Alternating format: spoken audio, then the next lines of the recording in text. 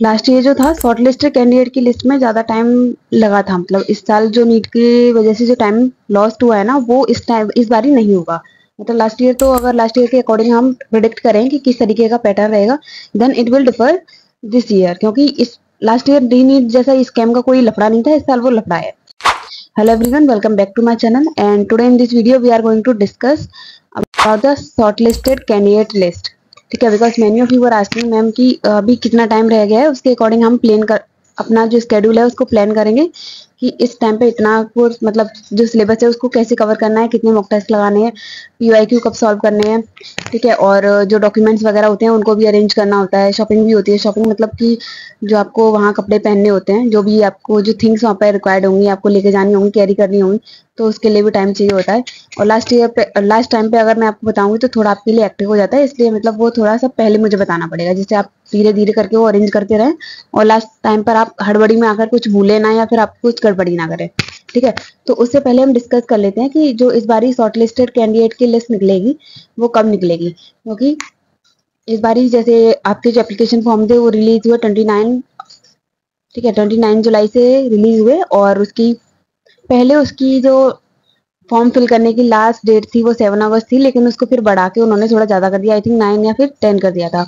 ठीक है, फिर अभी 2-3 दिन का उन्होंने और टाइम दिया था, जिसका भी पेमेंट सक्सेसफुली नहीं हुआ था। उनको उन्होंने जैसे मेल किए थे पर्सनली कि अगर किसी का पेमेंट अगर नहीं हुआ है तो उसको प्लीज पेमेंट कर दो, या फिर सर्वर की वजह से कोई दिक्कत हुई थी और पेमेंट का उनके पास में कोई क्लैरिफिकेशन नहीं पहुंचा था, तो उनको उन्होंने मेल किए थे कि 12 या 13 अगस्त से पहले उस पेमेंट को क्लियर कर दीजिए। ठीक है, तो अगर ये देखें तो मतलब आप 15 अगस्त कल तक आप इन सब चीज़ों से फ्री हो चुके होंगे कि एप्लीकेशन फॉर्म फिल करना इज लाइक डन। मतलब आपका एप्लीकेशन फॉर्म भी रिलीज हो गया, करेक्शन डेट भी रिलीज हो गई, एक्सटेंडेड भी हो गई, और जिसने भी एप्लीकेशन फॉर्म फिल किया है उसके अब उन बच्चों में से वो शॉर्ट लिस्ट करेंगे कि किसका एमएनएस का इंटरव्यू और मेडिकल और सीबीटी एग्जाम होगा और किसका नहीं होगा।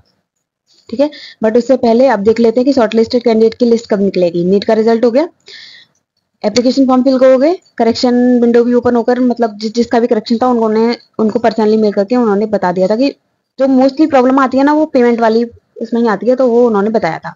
ठीक है, अब बारी आती है कि शॉर्ट लिस्टेड कैंडिडेट की जो लिस्ट आएगी वो कब आएगी। तो लास्ट ईयर जितना उनको टाइम मिला था, जैसे लास्ट ईयर जो फॉर्म फिल हुए थे वो हुए थे 20 जून को ना, फॉर्म रिलीज हुए थे। ठीक है, और पहले जो डेट दी थी उन्होंने लास्ट फिलिंग की वो थी 4 जुलाई, बट उसको एक्सटेंड कर दिया था उन्होंने। तो मतलब ऐसा मान लो कि आप 20 जुलाई तक आप सारे 15 जुलाई तक आप सारे वो जो प्रोसेस होते हैं उनसे आप फ्री हो गए थे कि एप्लीकेशन फॉर्म फिल करके, करेक्शन विंडो, पेमेंट वगैरह सब डन करके। ठीक है, और फिर उसके बाद में जो उन्होंने शॉर्ट लिस्टेड कैंडिडेट की जो लिस्ट रिलीज करी थी वो कर दी थी उन्होंने 7 अगस्त को। ठीक है, तो अगर आप मोटा मोटा देखोगे ना तो 20 से 25 दिन उन्हें, एक महीना देख लो, अगर जैसे 10 जुलाई भी ले लेते उसको, तो इसका मतलब ये हो गया कि एक महीने के अंदर अंदर उन्होंने शॉर्ट लिस्टेड कैंडिडेट की लिस्ट लास्ट ईयर उन्होंने रिलीज कर दी थी।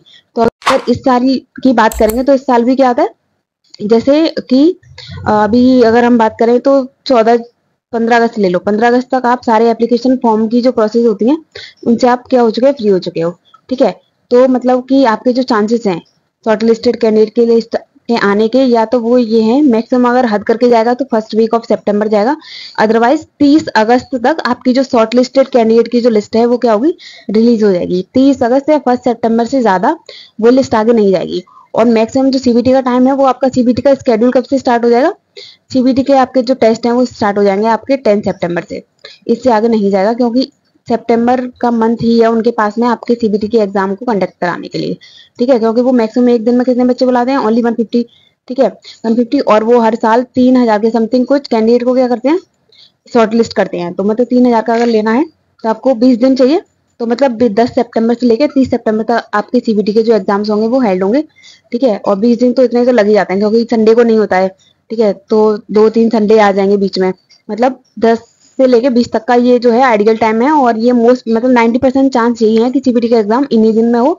और शॉर्ट लिस्टेड कैंडिडेट की लिस्ट जो है वो 30 अगस्त या फिर फर्स्ट वीक ऑफ सितंबर में आ जाए, क्योंकि जब शॉर्टलिस्टेड कैंडिडेट की जो लिस्ट रिलीज होती है ना और जो सीबीटी का एग्जाम स्टार्ट होता है उसके बीच में जो टाइम ड्यूरेशन मिलता है आपको 7 से 8 दिन का मिलता है। जैसे लास्ट ईयर 7 अगस्त को हुई थी, आपका जो पहला सीबीटी का एग्जाम था वो कब था, 17 अगस्त को।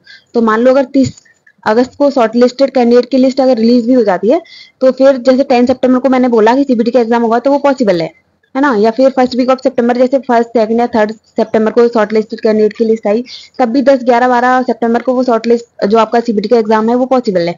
तो इतना रहता है कि इतना होता है गैप, मतलब तो 7 8 दिन देते हैं, क्योंकि बच्चों को शॉपिंग भी करनी होती है। मैंने जैसे पहले स्टार्टिंग वीडियो में बोला कि डॉक्यूमेंट्स को अरेंज करना होता है, किसी किसी के पास होते हैं, किसी किसी के पास नहीं होते हैं, और कपड़े वगैरह इकट्ठे करने होते हैं, लेके जाना होता है, और भी बहुत सारी एसेसरीज होती हैं वो लेके जानी होती हैं। फिर बच्चों का वो सेंटर का भी होता है कि क्योंकि दिल्ली बेस हॉस्पिटल में होता है, दिल्ली न्यू दिल्ली कैंप पे, ठीक है, तो वो भी देखना होता है बच्चों को रहने का, कि कहाँ स्टे करना है, कैसे स्टे करना है, किसके साथ जाना है। तो ये सारी बातों को ध्यान में रखते हुए वो एटलीस्ट 10 दिन देते हैं आपको, कि अब आप अरेंज कर लीजिए, आपको शॉर्ट लिस्ट किया हुआ है, और आप देख लो कि आपको जाना है, और जाना है तो फिर किस तरीके से चीजों को मैनेज करना है। तो इसलिए वो 10 दिन का टाइम देते हैं।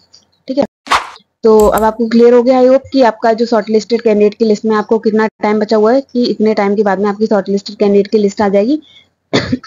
सॉरी, देन आपके सीबीटी के एग्जाम, मेडिकल और इंटरव्यू भी स्टार्ट हो जाएंगे। ठीक है, अगर इसके अलावा किसी को और को कोई और डाउट है, then let me know in the comment section, I will explain. And share this video to the other candidate also who has filled their MNS application form.